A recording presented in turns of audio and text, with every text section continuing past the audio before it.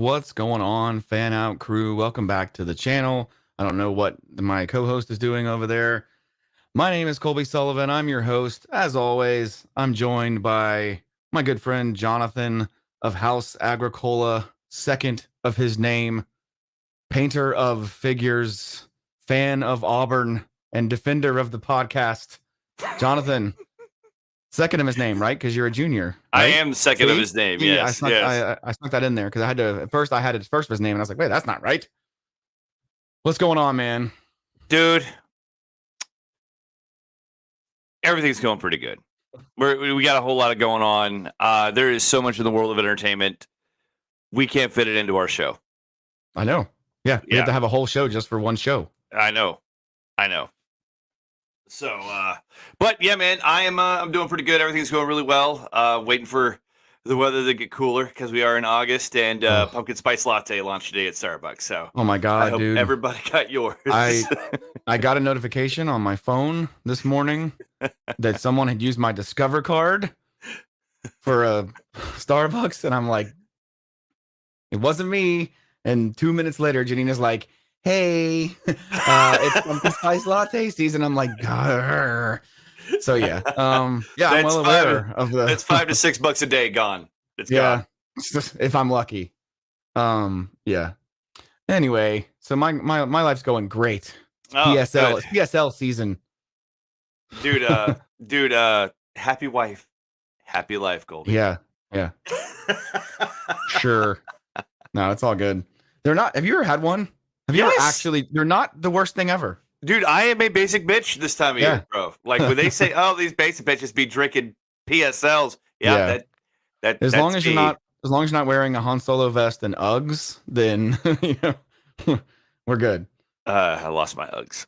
Yeah. In a tragic smelting accident. So, what do we got to talk about tonight? Okay. Well, I think we asked the question on the thumbnail. How bad do we need Game of Thrones? And we're going to answer that here shortly. But let's do some cliff notes. Now, this podcast has been going on for about 2 minutes, which is, if we talk about it for 3 more minutes, we've officially have reviewed She-Hulk longer than the last episode was. So we gotta. Yeah, dude. Yeah. So it was all credits. Yeah. You go back and you watch the 26-minute episode. 23 if you take away the beginning part, the previously on. and the intro. You take away. Yeah, man. So, like we said this about Obi-Wan. Could it have been a movie? And it's starting to feel like She-Hulk. Just length of, like, I guarantee you somebody after all the episodes of She-Hulk comes out, you're going to be able to edit that down into about a 2-hour movie. I guarantee it. There's going to be some fluff you can trim. Because it's 9 episodes. Yeah. And if they're doing, 20 minutes, right? A show, that's 180 minutes. That's 3 hours. But you're right. You could whittle it down and all that stuff to get it to, to 2 hours. Yeah, that's probably about right. Really quick, we will talk about She-Hulk just for a second here. I still like it. I still think it's fun. I am again at the end of that episode. I think it was John Cammy. By the time you took your shoes off and put your feet up, the episode was over. We have lost because we don't get together anymore or look forward to shows that are 30 minutes long. Man, we get comfy for our hour-long episodes. Right. And then we're like, okay, I can pay attention, catch up what's going on and everything. So, but we're going to talk a little bit more besides the time. Do you have any initial thoughts on the on She-Hulk, Cold? So I'm enjoying it. It's only 2 episodes in. I thought we would get a little bit more of the sort of procedural courtroom comedy, not monster of the week, but case of the week type. Yeah. Right. I mean, the name of the show is She-Hulk Attorney at Law. The poster is her walking up the steps to the courthouse. Right. Mm-hmm. We haven't gotten a lot of that yet, and I understand it's episodes in. I wasn't expecting it right away, but at the same time, if the episodes weren't so short, you know, then it wouldn't feel so kind of weird. I feel like they should have released like the first 2 episodes should be one long premiere for me, Okay. right? Yeah. The origin, the first half, you get the, you know, the aftermath sort of in the second half, and then the real show can begin where she's defending people and doing all this stuff. And I'm enjoying it. It's just it's short, man. I did not Yeah. like. You're right. You put your take your shoes off, get a drink, put your feet up, and then it's like you're watching the after credit scene. What am I gonna do with the rest of this coffee? You know? Which I mean, these pumpkin spice lattes aren't going to drink themselves. Yeah, I guess I'm gonna sit here but and watch something else and finish my latte. yeah, the after credit scene, by the way, in this one is just like Yeah. it served no purpose. Yeah. But I think the show is funny. I am intrigued to see where they take it. It's mid tier MCU for me, which is still good. Yeah. Like go ahead.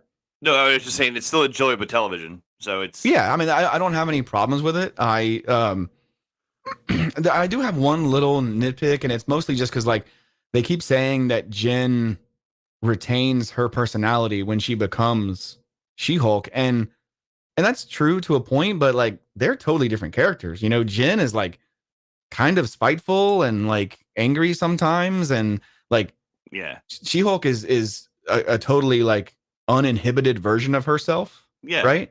So I mean, I get it. I'm not like I'm not expecting them to be exactly the same, but I don't know, man. Like I'm surprised they haven't gone the sort of case of the week yet. And I think there's 9 episodes in this one. So it does have it does have a little bit more time to breathe in that sense. But if they're 23, 24-minute episodes, I don't know, dude. Yeah. Like I said, the funniest part was when the writers expected us to believe that cell phones work in space, apparently. Which I mean, so yeah, I'm intrigued to see where they take it. I'm actually kind of wanting to find out more about Bruce and where he's going. Really, I think. But yeah, I'm enjoying it. I'm enjoying it. I think they're setting up. We're gonna get something big. We're gonna get something big announced. That's speculative spoilers here. D23 is going to hit us with some news. Oh yeah, it's right around the corner, and I think we're going to get some kind of news about the Hulk. There's going to be some fantastic news dropped at D23. Oh man, yeah. See what I did there? We'll touch on D23 here in a second, but just again, we've almost spoke about She-Hulk as long as the episode was. At this point. The podcast has been going on for 11 minutes now, which is half the length of the episode. That's you've already you've got one shoe off by this point if you're watching She-Hulk. Yeah. So really quick, some stuff we want to take away. We finally, first time in the MCU, do we have a callback to Shang-Chi and the Eternals? Yeah, I dug that. First time. Yeah. And so I think that's really cool. Did you see the man with claws gets in bar fight thing? Yes. Yeah, that was cool. Yes. Those little stuff here and there. Little Easter eggs there. Little Easter eggs for you. Now, at the same time, like, I would compare that, like, if she walked in, like, you walked in on somebody reading a comic book off the shelf. It was an X-Men comic. That's all I'm taking it as. I'm just taking it as, like, a little bit of fan service. Just a little taste, a little appetizer. Some good things about it, like, I don't understand. Like, the CGI still works for me. I'm still on board. Can't wait for the next episode.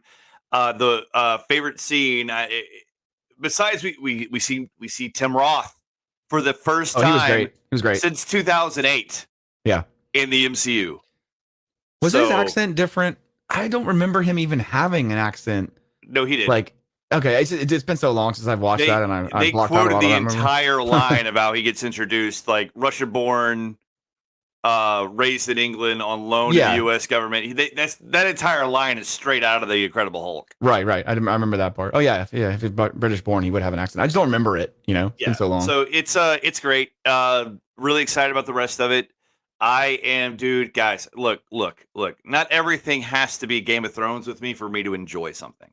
What's up, Jeremy? Thanks for stopping by, man. Sorry. What's up, Pop Culture? Hey, what's No, up, man? it's fine. No, say hey to everybody, man.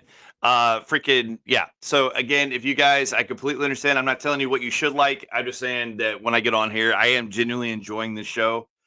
When I Yeah, don't, the thing is, me and Colby, if we don't like something, we'll you will if it's know. anything, you'll know immediately, and then we'll be more reserved, and we'll say, hey, we'll talk about this show when it's over. Yeah, If we're genuinely not enjoying something. And right now, She-Hulk is one of the shows that I do want to talk about, and I want to talk about it with you guys. So, yeah, but yeah, for but yeah, sure. if we go too much more into She-Hulk, then again we're gonna. It's like this week again because it's so short. If we talk about, we'll literally talk about the entire episode. So my favorite scene, really quick, is like is when the dude brings her a gift basket, and She-Hulk, that is a Hulk, goes, oh, like I thought it was. I don't know why I laughed Yeah, out loud when I saw the that She-Hulk sounds get the painful. expression. Yeah, with the She-Hulk got the look on her face saying, "Oh," Yeah, yeah, I yeah. just thought it was. I thought it was awesome.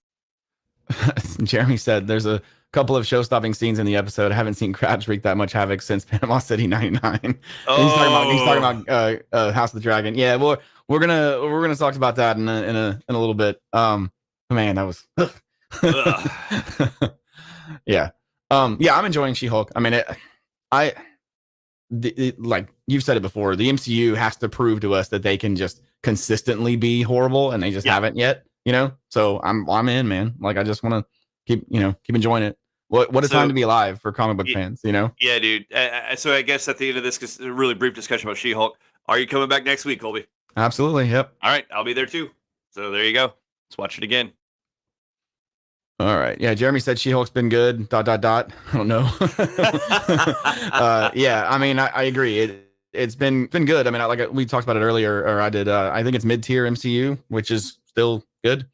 Yep. They have finally acknowledged a huge celestial coming out of the ocean, which was nice, but it was just a Yep. little snippet, So we'll see where that goes. So yeah, we talked about it earlier. Game of Thrones is, we keep calling it Game of Thrones. It's House of the Dragon. Yep. Is back, but you know what else is back? Starting this weekend, baby. Tell me what's coming back, Colby. College foosball. Oh my God, the foosball's coming back. I'm really excited. So before we talk about House of the Dragon, because I feel like we're going to talk about that for a while, right? Yeah. All right, let's play a little game. Oh. You've heard of I didn't even think about that. You've heard of Deal or No Deal, right? Deal heard of or this no thing? deal? Yes. Yeah, I've heard of this thing. I've heard. All right, so we're gonna play Real or Not Real. Oh no. Now I'm gonna give you 10 names, okay? Okay. And you are gonna tell me if this is a real person or if this is a Key and Peele person. I don't want to do this. You ready? Nope. Okay, go. Okay. All right, here we go. Mm. I don't have these numbered, but this is number one, obviously. DeBrickashaw Ferguson. That is fake. That is a real player. Get the fuck out of here. DeBrickashaw Ferguson is a real person. In fact, fun fact, he is the inspiration for the Key and Peele East-West Bowl skit. So, all right. So you're 0 for 1. Okay, that is a real person. DeBrickashaw Ferguson. How many of these do we have? 10? There's 10. Yeah. Oh no. His mother apparently hates him. So, all right, number 2. Ready? Nope. Bumper Pool. Fake. That is a real player. he is currently one of the starting middle linebackers for Arkansas. Oh. Yeah, he's a real player. Oh, neat. This is a fun game, Colby. Yeah, here we go. Ready? Yeah. Okay. Go. Here we go. Number 3. All right, I gotta just give me a second. Gotta compose myself. Hingle McCringleberry. That is a fake one. That is a fake one. Okay, so that is a fake one. All right, I'm on the board. You're 1 for 3. Hey, in baseball that gets you in the Hall of Fame. So you wanna stop now? Yes, let's go. Number 4. Jim Bob Cooter. That's a real person. That is a real person. You know where he played college ball? Don't care. I got it right. Tennessee, I believe. Maybe not. Okay. Who cares?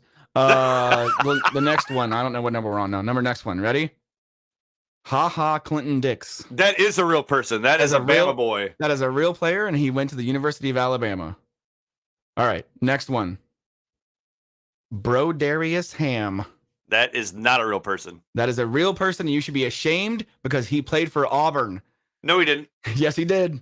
When? That is like recently, the last couple of years. I was sick that year. All right, 3 for 3. 3 for 3. It's all right. That's not how that works. All right, next. Oh my God.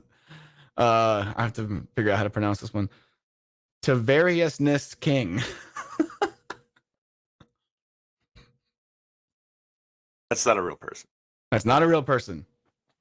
Okay, so you've gotten 2. No. You got haha right. You got 3. Yeah, I'm 4 and 3 right now. Yeah. All right. Let's see. Next one.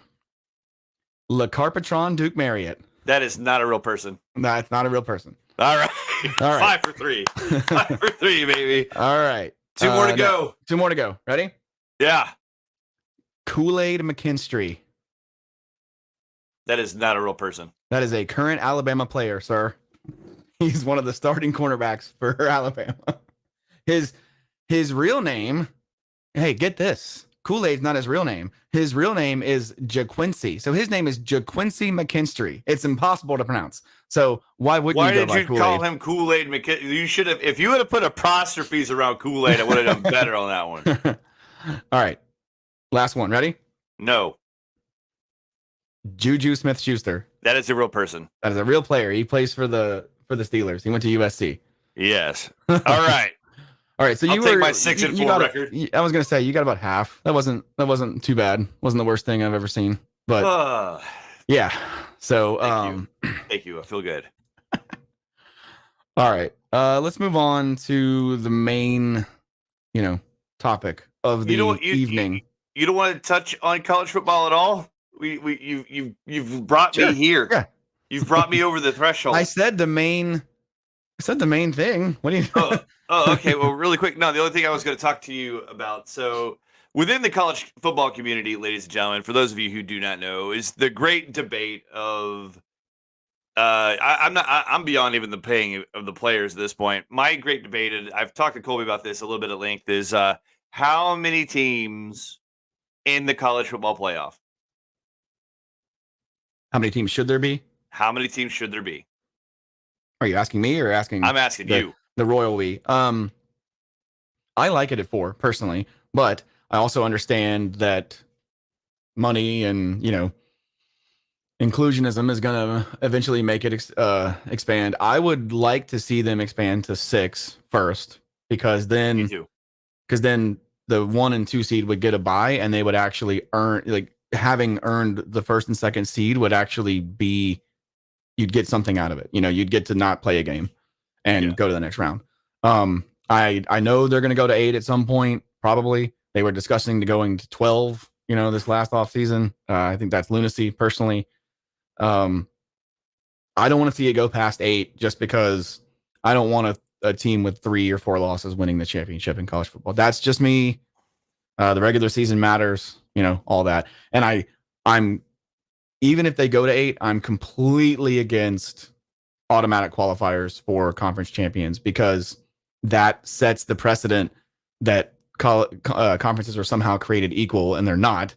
And I don't want a team who wins their division and gets lucky in the championship game and is 8-5 and just makes it into the playoffs and takes away a spot from a one-loss team. Like, that's no. So that's where I'm at. Pretty big, but that's the grand old debate. Like, again, I'm going to use Bama and Auburn if for some reason they played each other week 1. All right. I wish they would. I'm tired of this crap at the end of the season. Anyway, so again, in our hypothetical scenario, Auburn and Alabama play each other week 1. Thanks, lucid memory. Auburn or Alabama get penalized and puts them within field goal range, and the team makes a field goal and they win, right? Yeah. That team, as it stands right now, that team is not in control of their own destiny to win their conference. Yeah. You see what I'm saying? And like I said, it just sucks that you have that one bad, not even a bad game. You have like a game that can be like two teams undefeated meeting each other at the end of the season in the same conference. You have that one BS penalty or that one drop pass. That's a play that dictates your entire season. That sucks. And there's too many teams. Yeah. And one game can wreck your entire season for sure. Yeah. So anyway, but that is a great debate that me and Colby will have. We'll probably have a whole other stream on that. Yeah, probably when there's a slow week in Never. Yeah, coming up in the next few weeks because we'll be talking about Game of Thrones for the next 2 probably months. Maybe around the end of the season we'll have a look at before the playoffs are out. We'll do actually we'll do that before the season starts. We'll pick our who we think's going to make the playoffs, and then we'll see how we did. I know, but I'm saying we'll do it at the end of the episode. All right. Oh yeah. But let's talk about Hot D. Oh, already. Okay. What did you think of the second episode? I mean, here we are again, and Jesus Christ. Okay. Game of Thrones, there's cliffhangers done poorly, and then there's cliffhangers that are done the best fucking way possible. And Game of Thrones has knocked it out of the park every time they've ever went off the air with any episode ever. It's just when you have to ask yourself 2 or 3 questions at the end of the episode, who is that? Why are they there? How are they going to fix this shit? What the hell happened to that guy's head? Exactly. What the fuck happened to that guy's head? Yeah. So there's that is the correct way to end an episode. And when are you talking about this past one or just in general? No, in general. Okay. Every single episode of Game of Thrones. Especially for the first, again, we're going to keep harkening back to the first 6 seasons of Game of Thrones. There's only 6 seasons. What are you talking about? Anyway, so for the first 6 seasons of Game of Thrones, at the very end of the episode, you were wanting to come back next week. You are making plans. You are clearing your schedule to make sure that you could sit down in front of your TV for an hour on Sunday night. Yep. All right. Now, so Game of Thrones, here we are. House of the Dragon is carrying on that tradition perfectly. And the other thing is, again, you were entertained for that entire hour. You were sitting in front of your TV. If this is your bag, I completely understand. If you're not about the fantasy genre, if you're not about dragons and magic and stuff, I completely or political intrigue. This won't be the Exactly. Go back to Grey's Anatomy. It's waiting on you. All right, you're gonna have a lot of fun over there. And there's nothing wrong with that. That's a good show too. And Grey's Anatomy is another great one. But for me, it checks a lot of boxes. So at the end of the day, I think I think we're about to go into some details. It's still freaking awesome. It has that Game of Thrones formula. It has the Game of Thrones feel. It has some shit that we have desperately needed over the last, how long was it ago? Was it 4 years? 3 years. 2019 is when it ended. So 3 years. Yeah. I think it's 2019. It feels like so much longer that we've gone without Game of Thrones. Mm-hmm. You know what I'm saying? So anyway, Colby, how did you feel watching episode 2? I loved the first episode. I was just ecstatic to be back in this world. And it, like you said, it felt like it had been too long. And, the way, spoiler alert, the way Game of Thrones ends didn't land, for most people. I joked earlier about there's only 6 seasons. I actually really liked season 7, and I liked the first 3 episodes of season 8. And honestly, the last 2 episodes are the problem. Really. Yeah. If they had stuck the landing, people would be like, this is the greatest show of all time. Nothing comes close, looking at you, Stranger Things. And I loved the first episode. Sat down, watched the second one. And for half the episode, there's no action. There's no Matt Smith. And I'm just like, I'm fucking loving this. This is so good. This is so good. And then Matt Smith shows up. The tone of the episode completely changes. And then he's just Westeros' biggest troll. And I fucking love him. And Rhaenyra shows up. Boss bitch. And it's just and dude, it's just it's all character. There's no action yet. It doesn't matter. It's all just story, narrative.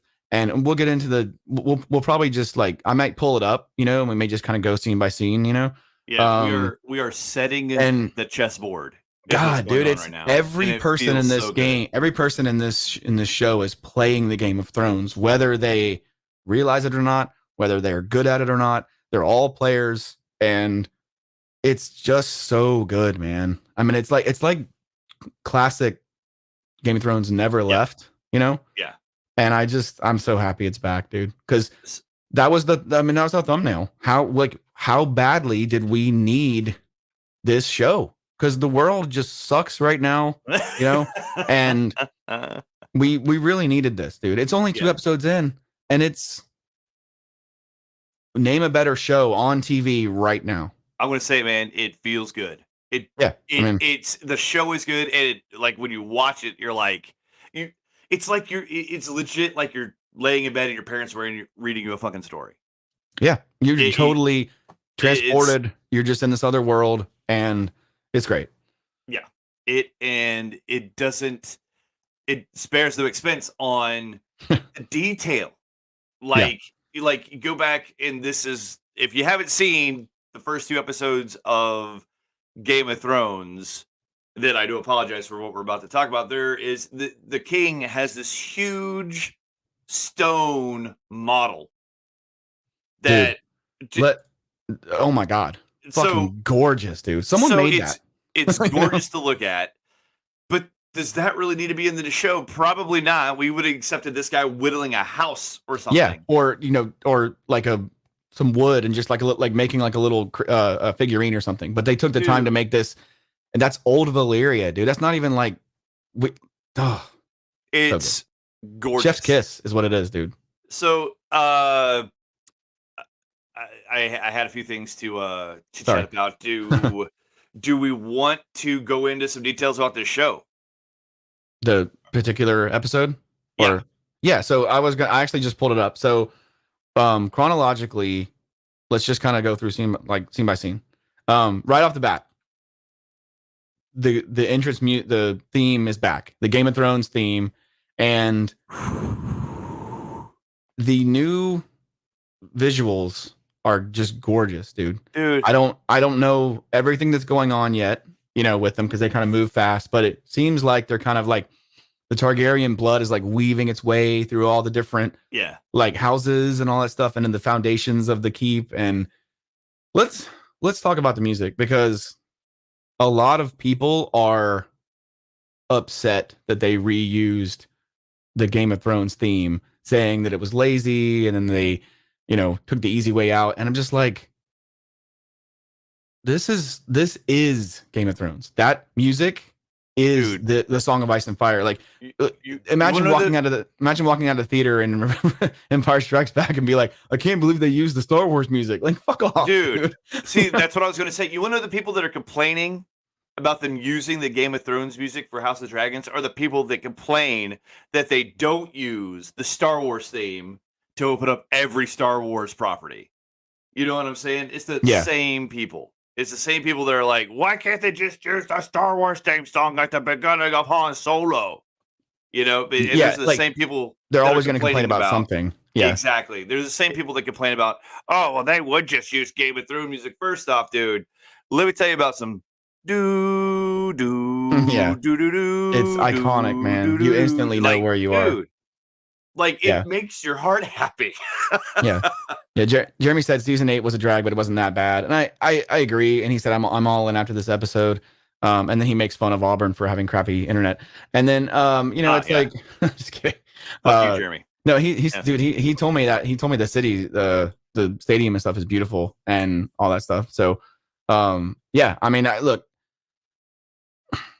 the music is a Song of Ice and Fire. Like I said, this was 100% not the lazy. This was not the lazy choice. This was the only choice. Yeah.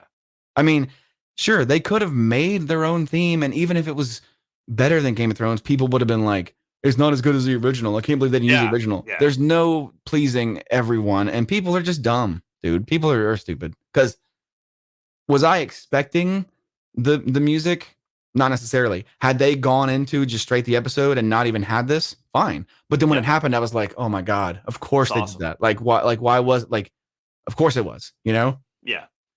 It So, was, yeah. dude, you're not going to hear any. Let me tell you what's going to happen if you call me during the opening of Game of Thrones. Ignore. Yeah. Because I watch it. I've never skipped a single opening of Yeah. Game of Thrones It's ever. the old Captain America meme. Skip the intro? No, I don't think I will. You know, like, yeah, dude. No, I I don't mean, think I will. there's certain things you just don't skip, dude. You know, like you ever watch Westworld? No. Oh, dude. Okay, I watch Westworld. that opening is incredible. Daredevil, remember that on Netflix? Yeah, You know, that opening. very So is Luke very Cage. similar. Yeah, Stranger Things. I mean, yep, Stranger Things. Oh my God, we've talked about it before. So the opening, incredible. So glad to have it back. And then we move into a scene somewhere just in the Stepstones, I believe, is the location that it is. They talked about it in the first episode. Mm-hmm. This crab feeder guy has been, basically pirating against, Westerosi sailors. And that scene, I mean, I'm looking at it now and it's it's horrific, man. It would brutal. be a horrible way to die, dude. Yep. And really quick, Colby, before we go past this, it has been 6 months since the first episode. Yes. They've already done a 6-month time jump, which is something I brought up our last episode, which is they're going to have to start moving forward if we want to get some bigger tie-ins to the original series. So they talk about that in the next scene. They're at the council. Rhaenyra's pouring the wine, listening to them. They talk about how the Lord Commander of the Kingsguard has passed away. Harold Westerling, the guy that plays one of the dwarves in the Hobbit movie, he's the new Lord Commander. Yeah, he played Dwalin.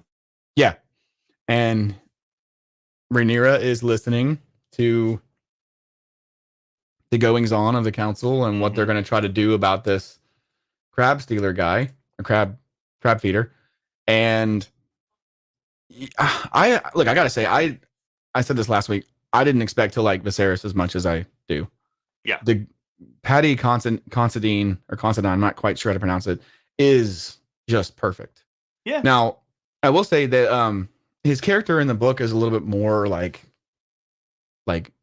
boisterous and party goer kind of a guy. He's just kind of similar to Robert, but he's a better king than Robert overall. But still like they have his essence there. He's, he wants to be like, he's a good person, right? Yeah. He wants to be good, but you can't be a good person and be a good king, Yeah.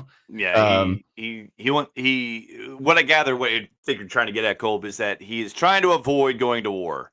Yeah. Exactly. He's trying to avoid a military conflict because he is taking over during a however many year reign of peace. Yeah. The previous king reigned for 50 something years and they haven't had a war in a while. And the master of ships, Corlys Valerion, is pleading to Viserys to help him, fight this crab feeder. And Viserys is like, I can't do it, bro. I can't take the realm to open war. And then Rhaenyra turns around and was like, we got dragons. Send me. And then the men turn around like, the hell are you doing? Nobody. Yeah. What are you doing talking right now? Yeah. So I mean, that's exactly how it would be, right?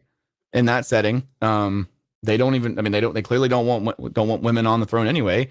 So a lowly cupbearer speaking up during a council, princess or not. And then they kind of like make her like kind of appease her, like, okay, well, here, why don't you go pick the next knight king or the next Kingsguard, next knight of the Kingsguard because it's peacetime and it doesn't matter, blah blah blah. What did you think about that scene? Picking, I liked it. I don't want to go into too much discussion on it because for the scene what it was, you could tell you could tell there's a scene in the only thing you can really compare the show to is Game of Thrones, right? There's a scene in Game of Thrones where Cersei is talking to, at the time, Prince Joffrey about what he will have when he gets to be king and everything. Because Joffrey was being groomed to be a king. Rhaenyra has not been groomed to rule. Not yet. Yeah, he ignored her basically. And so we learn that because the Hand of the King sets forward. He's like, you might want to thank Sir So and So for his Yeah. service and his Yeah. loyalty. Right. So it was good to see that yeah, she is the heir to the throne, but she is way far behind on learning the responsibilities Court she will need to etiquette and know. all that Yeah, stuff. Yeah. etiquette and stuff. Yeah, so Yeah. that was Otto really cool. Hightower may be a conniving piece of shit, but he's a good hand. You know, it's these characters are so layered with their Yeah. shades of gray. You know, it's really, really very, very well written. I And loved the little figurines they had for each house. yeah, You know, and that was so cool. also badass for Rhaenyra to be like, pretty much at the end of the day, she was just like, which one of these guys has been in combat? Yeah, she's not stupid. She's That very one. smart. Yeah. You know what I'm saying? So it Yeah. was just like, that was really cool. It's just like, oh, okay. And then like seeing the like, you could tell the politics that goes into picking the Kingsguard, like whose family donates money, like whose family has a larger armory, that kind of stuff. Yeah. That can support the ground better. But when she's just like, nah, I'm going to pick that knight on his merits and Right. his Yeah. combat prowess. That is why I'm picking him. So instead of what horse thieves or poachers was everyone else? Yeah, And they it's were all like he poachers. stopped the poacher, and then Yeah. and then that one guy had combat experience. I should him. Yeah. And just there's a little it's quick. There's a little shot of Rhaenys looking down, just sort of watching from the sidelines, you know, of Rhaenyra. She's just kind of like, okay, can she handle this? You know, like, is she kind of sizing her up a little bit? Because yeah, they're family, but you know, in Rhaenys's eyes, she should have been the one that was chosen, right? She was the oldest heir of the king, or the oldest descendant of the king. So yeah, you know, then we get a cool scene with Viserys working on that model, and Alicent comes in, and is this when she gives him the replacement one? I can't remember. But you can tell that they are, you know, they've been spending time together. Yeah, it's clear that there's intimate like no time together because like they're having dinner alone. But I, at least from my perspective, I think they're trying to say that they haven't like there's no relationship there yet, right? They're sort of like, well, won't they, you know, because Viserys is still, I mean, he clearly loves Aemma, you know, and in 6 months is not a huge amount of time, but he's the king and he's expected to, you know, remarry and all that, and we'll get to that. The scene in the, I guess in the sept where there's all those candles and Alicent and Rhaenyra are there, and Alicent has Rhaenyra, you know, kneel down and pray and everything. Just, dude, I've got, like, you know, you've been in my house. I've got the surround sound and stuff everywhere. Yeah. Dude, those candles were just, I mean, it sounded so good, dude. So the sound design in this show is great. I'm super impressed with it, man. This was a great scene. Yeah. Like, again, it lets you, again, it was humanizing because royalty, you know, there's, particularly in Game of Thrones, you know, royalty, you have to be like steadfast. You can show you're a little displeased. You can show you're a little pissed off, but you can't show that you're hurting inside. You know, you can't. Yeah. And so that scene humanized Rhaenyra for us a little bit. You know, it showed us that, yeah, dude, that is a girl who has lost her mom, and the burden of responsibility. She's under so much pressure. It's freaking ridiculous. Well, especially Targaryens, like they are, their myth is that they're closer to gods than they are men, you know? Yeah. And like small folk are like, don't even are convinced that Targaryens aren't even like killable and stuff, you know? And so, and like, it's the thought of a king being sick is insane. You know what I mean? Yeah. So they can't show weakness. And then the next scene we get Corlys Velaryon and Rhaenys offer their way too young daughter to King Viserys. And I gotta say, I keep bringing up Paddy Considine, but dude, the guy is just amazing. He's like, are you serious? Like you're not, you're what? Like it's weird that like even he and Allison to the audience is a little like, whoa, that's too crazy. But then when you think of the alternative, it's like, okay, yeah, I guess But Yep. Corliss has a good point. These are two oldest houses remaining from, really the only ones from old Valyria, and the Valerians are the richest house in Westeros. He's the master of ships. Yep. It makes sense as a political move. There's not very much maneuvering they would have to do. He's already on the small council. Yep. He's married to a Targaryen. Like, this is a home run, dude. Yep. Knock it out of the park. Like at the same time, if you step out of 2022, the year of our Lord. Yeah. And you I'm look talking at about it, on paper. Yeah. You look at this as a work of fiction. I'm just like, you guys making some good points. Yeah. Oh, it's hard to watch though, because it's like, ugh. Yeah. But yeah, I mean, I loved that scene. And plus, it feels like that location was something that you would have seen in the first show. Like, that was like, it feels like we've been there before, right? Yeah. On location, and it just feels so good to be back and all of that. I keep saying that, but it does. Sorry. Don't you be plotting in our garden. Yeah. You've been in Farmer Maggot's crops. And I Viserys is so good because, Corliss is like, yo, there's fighting in the step zones, your brother left and we have all these problems, and the king is like, you make it seem like I'm a shitty king, and Corliss is like, well, maybe I can help you with that. Like, it's just perfect, like, maneuvering, and the Game of Thrones is so cool to watch, and sometimes you don't even realize you're doing it. You're watching it until it's over. So that's a cool scene. And then I like the next one with Viserys and Rhaenyra at dinner. They're just sitting there, and she's like, this is nice. We haven't done this in 6 months since, and just kind of trails off. And you can tell Viserys really wants to do the right thing. He tells her, hey, don't worry about it today. You'll learn. Right. Yeah. But she tried to speak up. She was like, I was only, and then he interrupts her saying, you'll learn. Like, she still has a lot to learn, but at the same time, she is right. Like, a lot of the stuff she says makes sense. Yeah, she's her own person. Yeah. And I think, I don't think, and again, I'm not knocking the princess for her age or anything, or her lack of experience. I don't think she understands the big deal yet about keeping peace. I don't think that, because again, man, that's tricky to do. It's just like, there's some shitty stuff going on, but if I go to fight this guy for doing this, how close is that to having to go over here to fight these guys for doing this?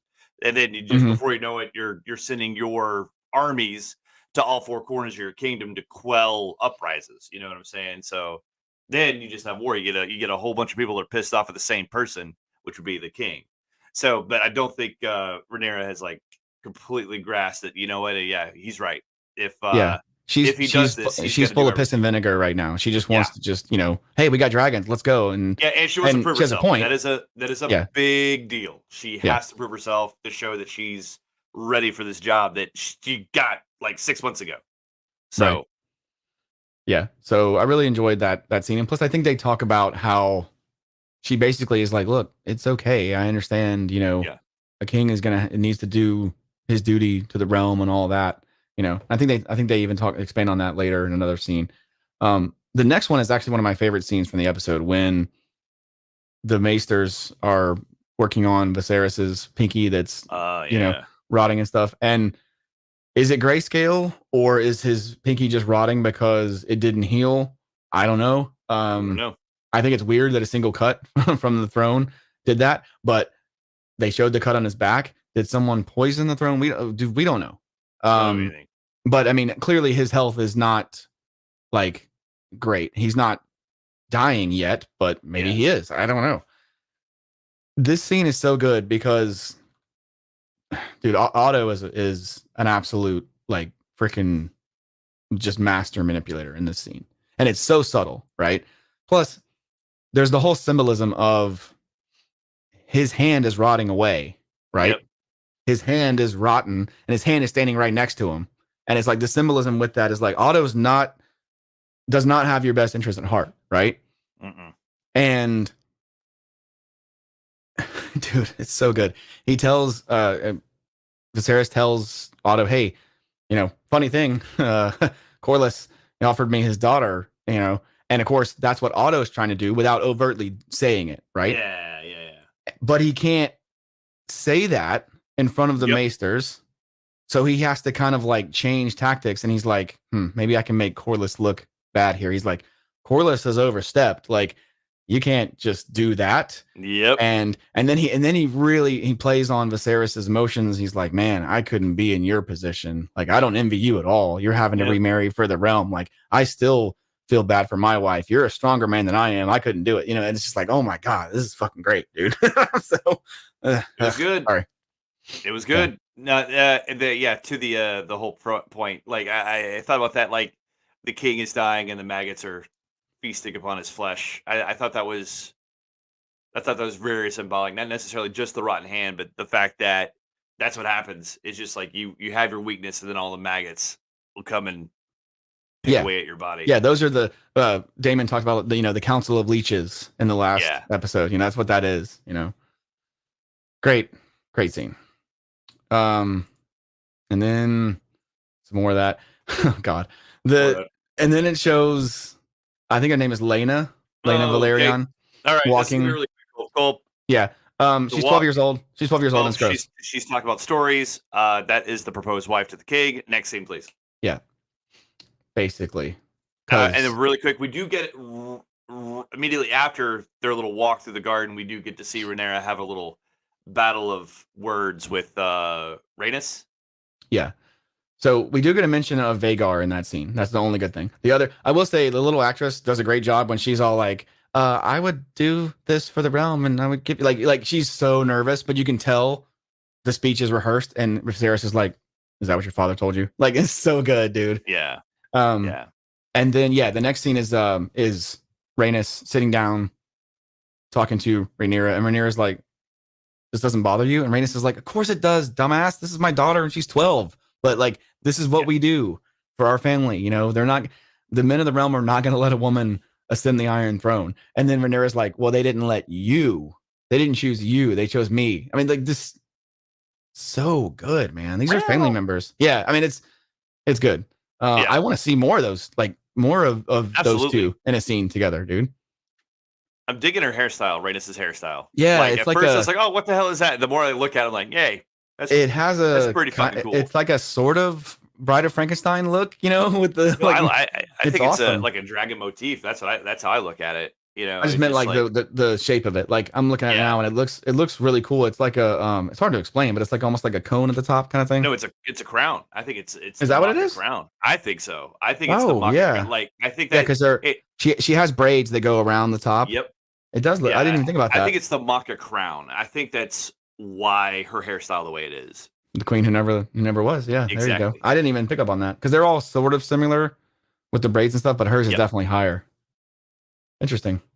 The actress that plays Rhaenyra, Millie Alcock, is just. I mean, there's not a single bad performance, and there's not even a single like okay performance in this show. Dude. All of them are stellar, dude. We're 25 minutes in. We haven't even gotten to Matt Smith in this episode. And it was weird because I didn't even notice he was gone. And I don't mean that I wasn't, I don't mean that I forgot about him. I just meant like everything else we've seen is so good that it's like, you don't have time to realize, holy shit, we haven't even seen Daemon this episode. I think Daemon is the, this series is Tyrion, where we just want to see him do things. Yeah. We want to see him on screen. Just put him in scenes. Yep. Please. Did you see the meme where it was like they showed Littlefinger and then they showed Otto, and he's not Littlefinger, he's middle finger. Yeah. So the next scene is another Alicent and Viserys scene, and you can tell he's starting to like. This is the Mended Dragon scene. This is the Mended statue. This is it. They break the statue in the first scene. Right. I'm not like saying that he's falling in love with her yet, but he's clearly they're enjoying each other's company, Yes, right? he And appreciates her affections, is what it. yeah, That's yeah, what I'm taking away. yeah. I mean, it's been 6 months. When you have private talks with someone who looks like that, there are things are gonna happen. Yep.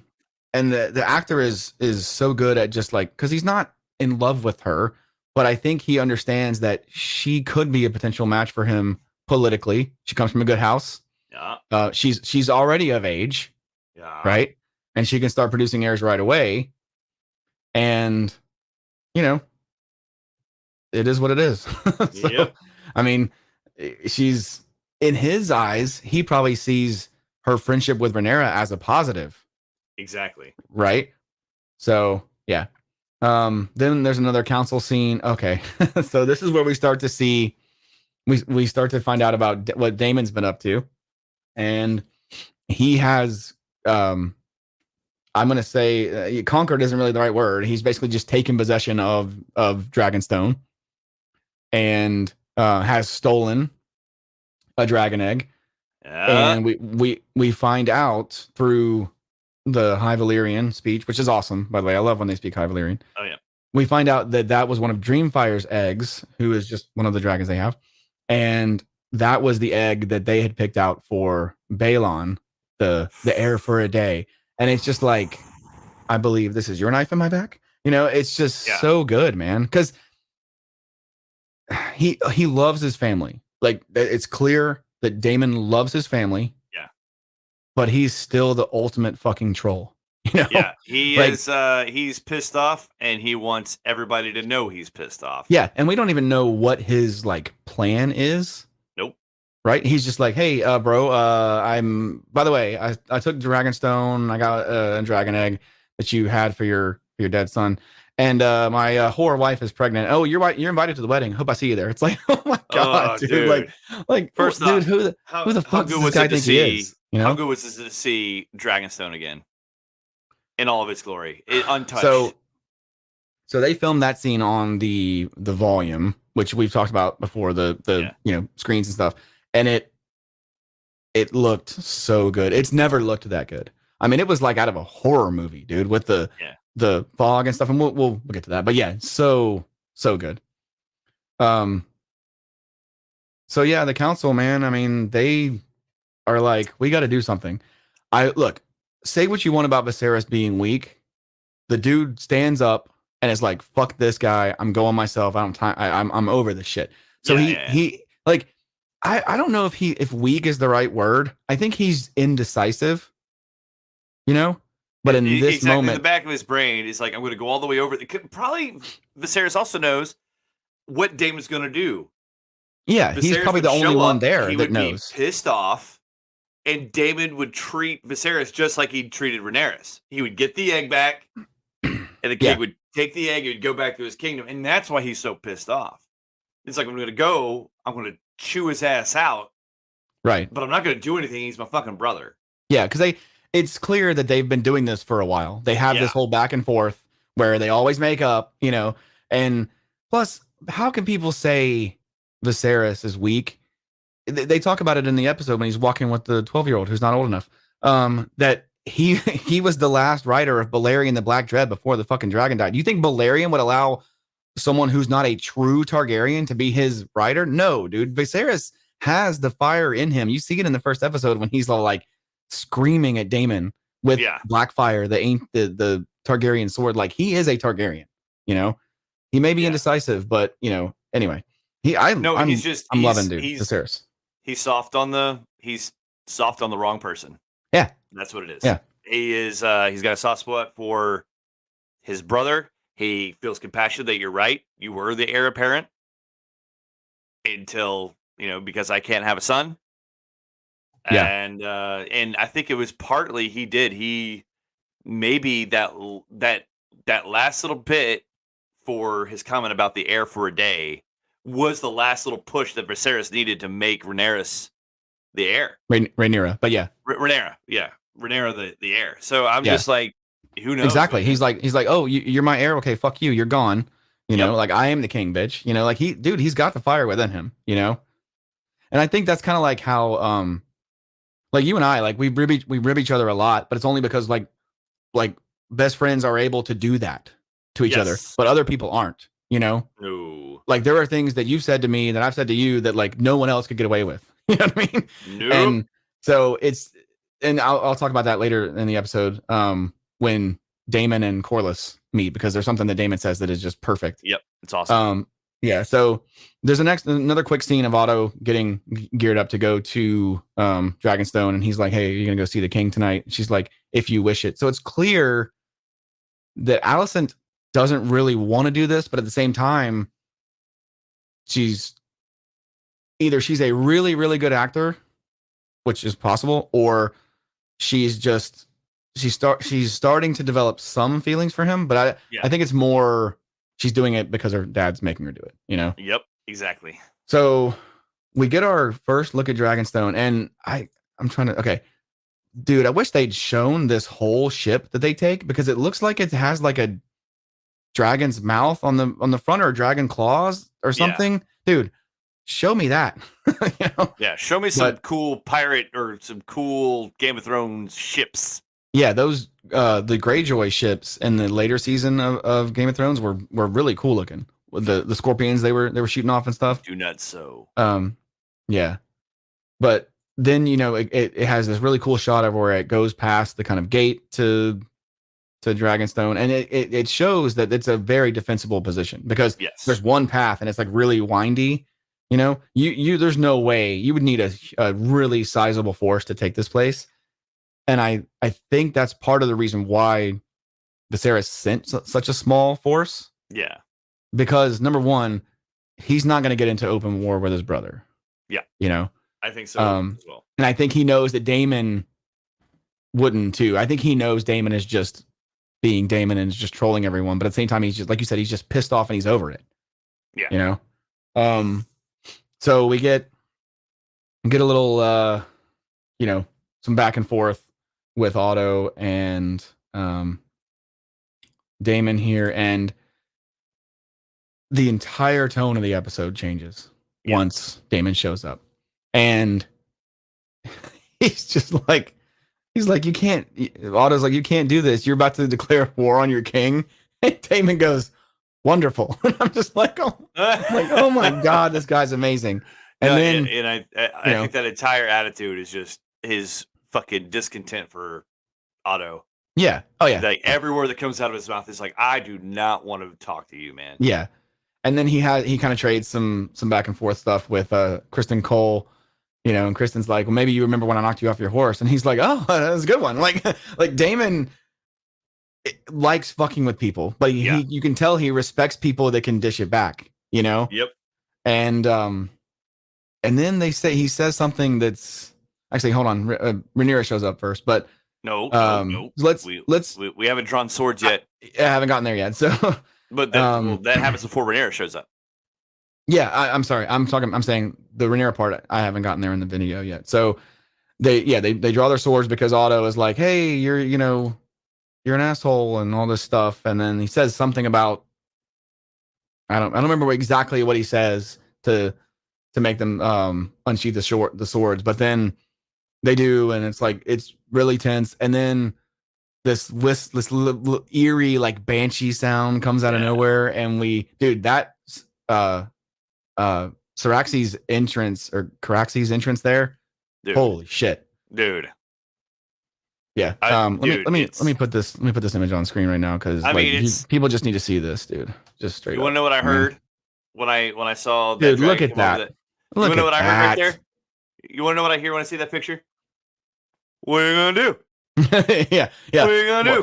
What I hear is fuck around and find out. Yeah. Like, what are you gonna do? Yeah. I should have been showing these the whole time. Sorry. I just wasn't even thinking about it because we were just so engaged in the conversation. But yeah, I mean, come on, look at that shot, dude. It's awesome. Yeah. Very impressive. Yeah. That should have been the thumbnail. Jesus. So, you know, Caraxes is like, look, are you guys serious right now? The one nitpick I have in this scene, the reaction from the King's Guard, they're like, what the hell is this? I'm like, Yeah. did you forget they had dragons? And I get it. Yeah. Yeah. It's for, drama and stuff. Yeah. But yeah, I mean, it's just the whole thing, dude. And So then yeah. So then maybe an even better entrance. Um Let me see if I can get a cool shot of that. It's come on, hard to do it. Cyrex. It's hard. Come on, Cyrex. Hold on. Give me a second. Got to find the exact one. Sorry. This is It's difficult okay. live. It's all right. And then Cyrex shows up. Yeah, Cyrex shows up. I'm here. Let me put this on the thing when I get it. But the cool the shot in the clouds, dude. Yeah. Where you can kind of start to see, it may not come across too well, but you can see like there's some stuff starting to part here. Yep. And then Oh, dude, that's awesome. I mean, Jesus Christ, dude, look at that. Like, gorgeous. She looks a little too much. I mean, they're trying to make her look a little bit too much like Daenerys, and I get it. Yep. But I mean, that's who she is, Yep. This is a great shot too. Actually, I think this is the one we did use for the thumbnail.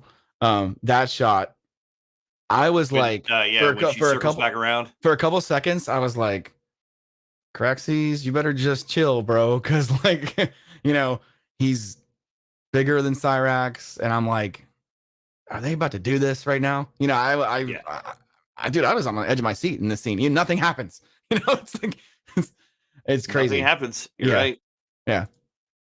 But so good, really quick, I'm going to cut Colby off and talk about this scene real quick. So she lands, and again, the tone changes, like when they put their swords away, and Rhaenyra is talking to Daemon. The tone is completely different. Daemon respects her, and he loves her to death. It just like I never once. It would have been a really, really quick show if they drew blades and killed Rhaenyra right there. Right. B, you could just tell it's just like he appreciates the balls. Like, look, it's just like you're gonna get in so much trouble. No one else could have done that. Yeah. To Daemon, Yeah. Like I don't think Viserys could have even done it. Nope. I think that even he's like his whole demeanor is like, well played. Yeah. It's like, what am I gonna? You're right. I'm not gonna go to open war with my brother right now.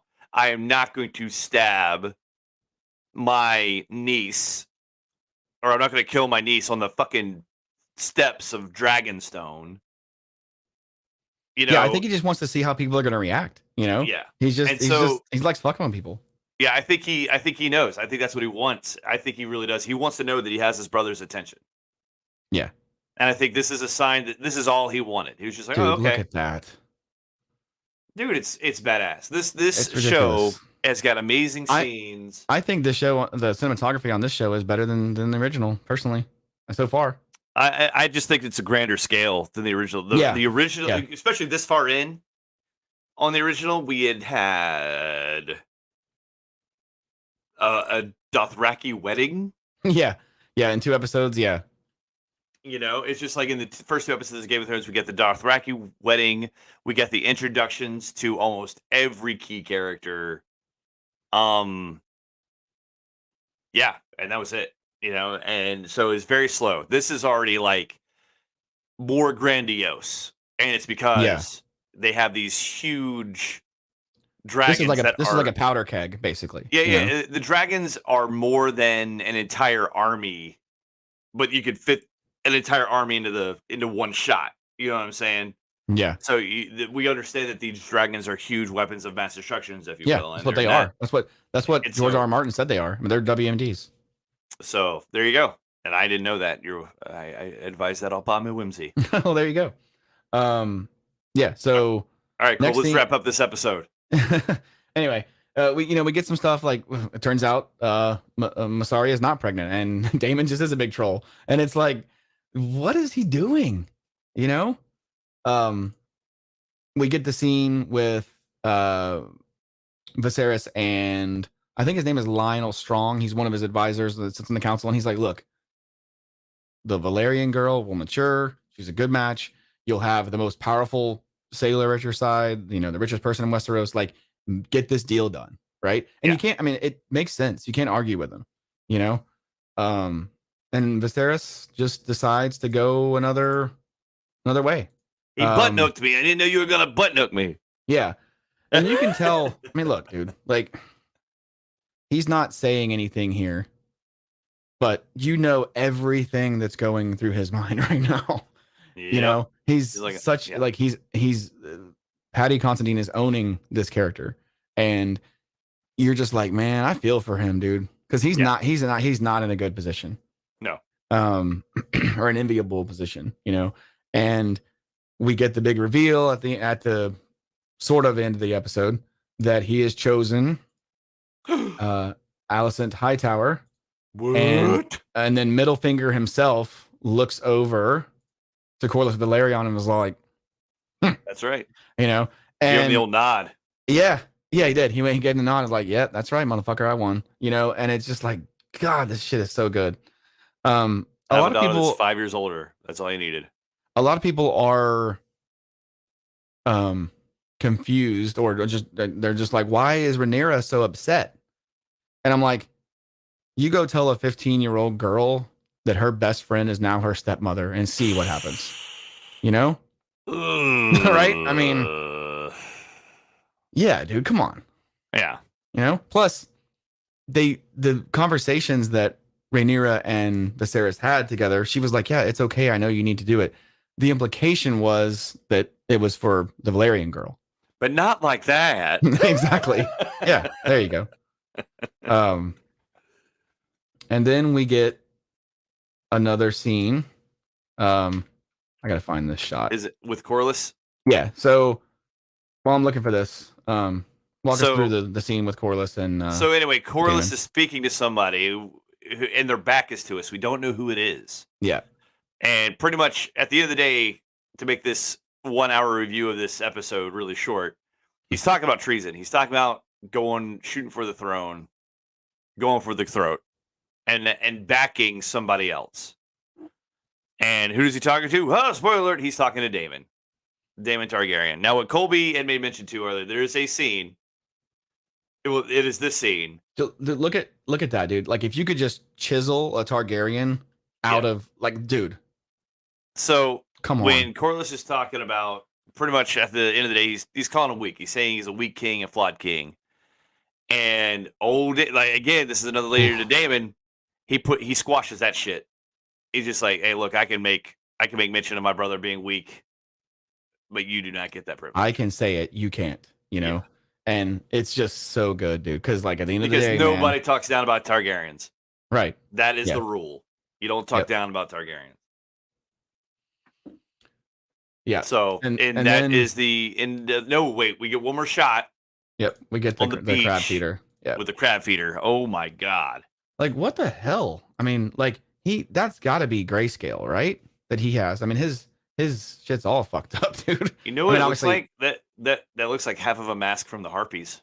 Yeah, I was gonna say it looks similar to the Golden Harpy mask, and it's got some kind of like wood or something on the like right side. But you can see earlier, like his shoulders all kind of messed up. I mean, he's not in a good way. No, and yeah, here you go. I mean, what the hell, dude? Like, so I don't remember much about this particular. I mean, look at that, dude. He's not. That's gonna ruin his weekend. You're not. Jesus Christ! Don't pick at it. Yeah. So I don't remember much from him in the book, which is good because like. Thank God. Because I'm going into this basically fresh now, and I'm just I mean, this was a great episode, man. Yeah. You know, people can say nothing happens, and I'm just like, what? What do you mean? What do you want to happen? Dude, you know, do you just want dragons flying around and spraying people with fire all damn episode? Again, we mean, you want to know the kind of people that say nothing happens in these episodes? You want to know what they're doing? They're on their fucking phone. They're on their phones, yeah. They're on their phones, and they keep looking up, and they're like, "Oh, I'm paying attention," but no, you're not. Yeah, that happened to me. Like, I got an email that was very important. I had to read it, and I like went back 30 seconds and like rewound the part that I missed because like I don't want to miss a single frame of this shit, dude. you know? There's a lot to take in. There is so much to remember and call back to. You need to know names. You need to know places in this show. It is vital to the Yeah. plot. You can't just be all willy nilly like, oh look, say somebody else had a puppy. It's for sale. This is so good. Oh, who's that? This is stupid. There's too many Targaryens. I don't understand why this. Okay, what's wrong with his face? Oh, jeez. Yeah, so If you know, you know. But again, I think I think we are the vocal minority right now. I do believe Game of Thrones will be, if it isn't already, it'll be center stage. Talking at everybody at work will be talking at the water cooler about Game of Thrones again or House of the Dragon. Just give it another 2 episodes. Everyone's gonna be I had some talking people about that were like, "Oh, I'm never gonna watch it again," and I'm like, "That's fine, that's your choice." But you're missing some really good television, man. Yeah, you're missing some stuff that again, I can name about 18 shows that have come across my streaming platforms that I didn't wish to care for or care to wish for. And I've watched them and gotten on my phone by the second episode, but yet I've watched the whole season. Yeah. So, yeah, there's shows that you can just have on in the background, you know? And then there's shows that like you need to be glued to the TV. And that's how Game of Thrones was. Yeah. At 8 p.m. Central on Sunday, everyone was watching this show. The original, you know? Yep. Even when it got bad, people watched it. It was, you know, it was just as popular. Again, it didn't stick the landing, but still, I think it may have been. I think it's one of the top, 2 or 3 shows I've ever seen. This one appears to be right on track, man. Yeah. Will it be as good as Game of Thrones, or will it be better? Remains to be seen. I am loving everything I've seen so far. Once again, the dragons just steal the show, right? Yep. And they don't do it like without doing anything. And I mean that in a good way. Yeah. Like Cyrax literally just shows up, lands, Caraxes just sounds like a damn hurricane, or turn. It's just like, how freaking amazing are they going to be when we see them unleashed, So, yeah. Did you watch the little like preview for the next episode? Okay. No, I have not. I purposely didn't watch that one. Okay. I'm going to be full on surprised in going forward. Well, so I guess Colby, one thing we have to do is that we asked the question in the thumbnail: how bad do we need Game of Thrones on a scale of 1 to 10? How bad do we need Game of Thrones, Colby? I mean, we needed this show, dude. I mean, Stranger Things is great. Better Call Saul is excellent, and that show's over. Stranger Things isn't going to be around for a while. We 100% needed this show. Like, it's a 10 for me, dude. 10 out of 10 needing it. I'll give it a 9.5. Yeah. I'll give it a 9.5 out of 10 needs for needing Game of Thrones back. It feels good. What's awesome is when something new comes out and it's nostalgic. I again, man, I can't. God, man, I can't think of anything. I would sit here. It's easy for us to say, it's like, well, if I had to think about something to complain about, I can't. I will find this sometimes if you have to stare at those wig lines hard enough, you can see them. The wig on the girl is really bad, but it's just because it was so huge and like she was tiny, it was bad. But like that's a nitpick at best. I remember when there's God, when it was the scene where Viserys and Rhaenyra are sitting down at dinner, there's this goddamn cricket. And it's just like chirping the entire scene, and I can't unhear it. And like that's the worst thing I can say about this episode, like it's not even a real thing. So really good. We done with Hot D? I think we're done with Hot D, homie. All right. 30 seconds. Give me your college football playoff people, and then give me one dark horse. I'd say what I haven't really followed college football playoffs. What I did is I looked that we're about to get I'm looking forward to this weekend, Notre Dame versus Ohio State. Ooh. See where those two teams There's land. A fly in here. I don't like it. There's a fly in front of me too. There's a What? fly. There's one big ass fly in my room. I've been tracking them all night. Anyway, Jesus. What's fucked up is that it's completely unoriginal. It's like Ohio State, Alabama. Who else is in the top 4? Oklahoma. Georgia. Is Georgia in the top 4 right now? Mm-hmm. Georgia ain't going back. I don't think this is gonna be Georgia's year. So I would say Oklahoma, Ohio State, Alabama, and because dark horse, I guess technically it's USC. Barney says Ohio State for the fan. He's a big time Ohio State fan. I think Ohio State makes it in the playoffs because there's one good team in their conference, and Michigan historically under Harbaugh doesn't do very well back-to-back seasons. So I got Ohio State in the playoffs. I have Alabama. I think Alabama is just going to be too good at every position. I don't know about Oklahoma. They have a new coach this year. They lost a lot. I do like your pick for USC as the dark horse. They're mine as well. I've got Alabama, Georgia, Ohio State, and I'm not ready to buy the Clemson Kool-Aid that they're back yet. No. I'm going to say Utah.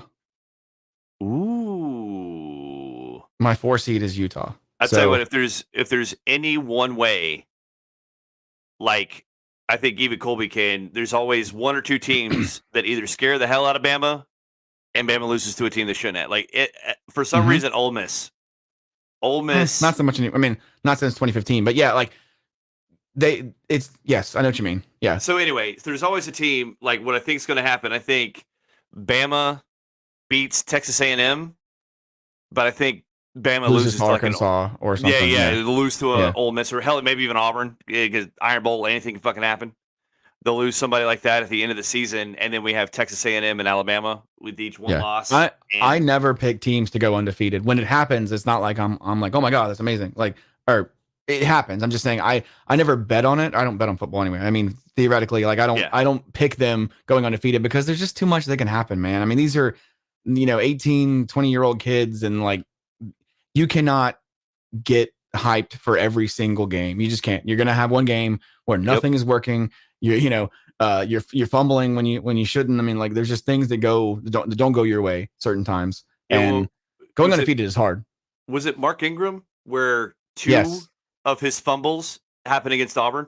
Yeah, like his only 2 fumbles, and one of them was literally like on the 30-yard line and just rolled all the way along the sideline out of the end zone for a touchback, and we were like, "What the hell just happened?" And it's just certain things, man. Certain things happen. So. Yeah, I have Bama winning the championship this year. Oh, that's a risky bet. They're gonna have the best defense they've had in a long time. Best quarterback in college football. Georgia's gonna be there. I don't think they're as good as last year. I think they lost a little too much on defense, but they also reload or recruit like a motherfucker. Yeah. So they'll be there. Ohio State's there based on the strength of their conference. And I got Utah. We'll see. Dark horse Utah. Yep. Well, no, I have Utah as my number 4. My dark horse to make it would be USC because they they hit the transfer portal hard, man. Like everyone was going to USC. Jesus Christ. Dude, there's a lot of money out there. Yep. A lot of money out there in them Golden Hills. Anything else you want to bring up before we close it, wrap it up? No, I just want to bring up what we're going to be talking about next week. There is a high probability we're going to be talking about House of the Dragon next week. High probability we're going to be talking about She-Hulk because right now we're both high on those shows, and I do want to make a block where we talk a little bit of football every week somewhere in this thing. I would like to just watch I'd like for you to come over, you're a mile and a half away anyway, and then because I don't think we could do this remotely because of delays on streaming and stuff, but we just sit down, second chair, and we just watch a game that's like Hawaii versus freaking whoever, Nevada, whatever. I think would be interesting. An SEC game that is an Auburn, Alabama. Yeah, there you go. I think that would be the SEC network game. Yeah, and we just commentate on it. Obviously, we can't rebroadcast it, but I mean, we just comment on it and just kind of be in the moment and root for whoever. I can never watch enough college football. I know you're more of an NFL guy just overall, but you're wrong. So yeah, man, it'd be cool. We'll do that. I want to do that for sure. Yeah, dude. We'll And again, for all of our nerd buddies out there, it is 100% legal to like our nerd fandom and sports, guys. It is okay. Dude, You can like I them just rattled off a bunch of teams and players and stuff. Like, if being into college football isn't being a nerd, it's the same thing. I mean, Yeah. I don't I don't know what you want. You know what I mean? It's just I Like, love the guys that sit there and they'll poke fun at being nerds and everything, but they're the ones playing like fantasy football. You know what I'm yeah. saying? They're So I'm like you play Dungeons and Dragons and World of Warcraft. What do you know about football? It's like it's just being a nerd and something else. It's the same thing. yeah. You know? I would guarantee you could tell me like who is got the best shot to go win the NFC East right now. You know what I'm saying? It's like you can tell me that. You can ramble that shit off because you're into it. You're a nerd over it. Anyway, guys, we're gonna ramble on about nerds on our soapboxes. So we're gonna leave you guys Get alone. off my lawn. Yeah. All right, guys. Thanks for sticking with us this long. It's been about not quite an hour and a half. We're loving House of the Dragon, enjoying She-Hulk overall. I think it's going to be fine. We definitely want to keep doing these shows. You know, just kind of getting together and just hanging out. So thanks for chatting with us tonight and hanging in there. Give us a like and a subscribe if you would. We're just trying to grow our channel and all that. We appreciate every single one of you guys. And as always, fan out. Fan out, See you guys. guys. Thank you all so much. Thanks. Appreciate it.